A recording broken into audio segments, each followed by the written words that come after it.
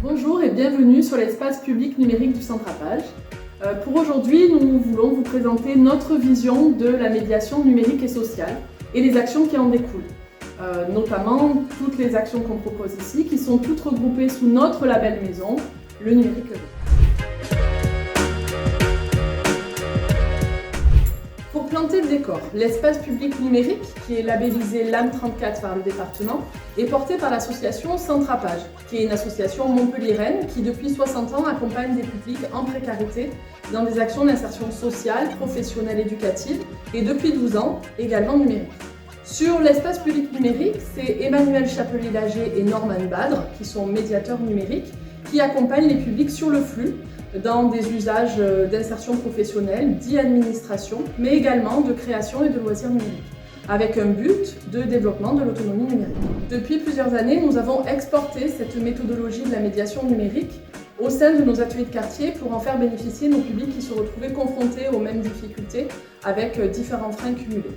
Aujourd'hui, c'est Stéphane Raison, médiateur numérique et social, qui intervient sur ces quartiers pour proposer des permanences sociales et numériques pour justement permettre de développer l'autonomie et être au plus près des demandes. Il est également en lien avec les acteurs de territoire pour venir compléter leur action et renforcer la démarche auprès des publics. Il se déplace avec une valise numérique, une de nos valises numériques, qui lui permet d'intervenir dans n'importe quel espace. Le numérique heureux, de quoi parle-t-on ? Eh bien, c'est une imbrication étroite entre le travail social et le travail numérique, c'est-à-dire qu'à ce stade, on crée du numérique inclusif en créant une chaîne de valeur autour du numérique, c'est-à-dire ce binôme étroit autour des publics, entre le travail social et les solutions techniques du travail social et l'accompagnement dans l'autonomie des publics sur le numérique. En effet, quand les publics arrivent, souvent c'est pour une situation d'urgence, une situation administrative et de maintien dans le droit commun, du maintien des ressources et de tout ce qui permet à la personne de bien vivre. Ça ne suffit pas et souvent cette démarche est rébarbative. Donc nous, ce qu'on souhaite faire au sein de nos repérages, c'est de proposer à ces personnes de participer à des ateliers avec des thématiques communes pour générer une ambiance conviviale et amener les gens à parler sur le numérique de manière positive. C'est susciter l'entraide, c'est susciter le transfert de compétences, c'est susciter le développement du pouvoir d'agir et c'est aussi pouvoir s'approprier et être en capacité d'être tout seul sur ces démarches et de pouvoir maintenir sa situation à jour. Dans cette posture, le numérique est vraiment perçu comme une démarche heureuse.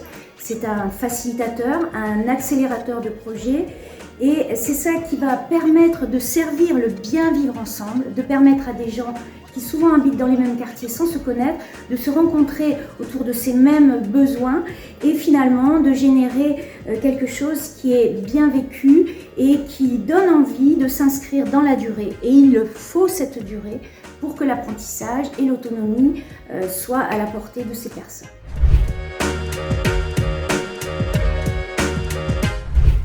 Comme hier, notre travail dans la médiation numérique, c'est d'être en veille sur toutes ces innovations, tous ces nouveaux usages et de continuer d'accompagner au mieux les publics dans cette appropriation. Le numérique et ses usages sont exponentiels, ce qui sous-entend d'avoir une offre de services adaptée aux conditions et à l'époque actuelle, ce qui a bien été révélé par la période Covid, où les gens se sont rendus compte dans leur isolement de la nécessité d'avoir cette compétence et de pouvoir aller jusqu'au bout de leur démarche pour maintenir leur situation administrative à jour. Demain, c'est aussi s'inscrire activement dans le nouveau maillage de territoire sur l'inclusion numérique qui est en train de s'installer entre tous les partenaires sur Montpellier.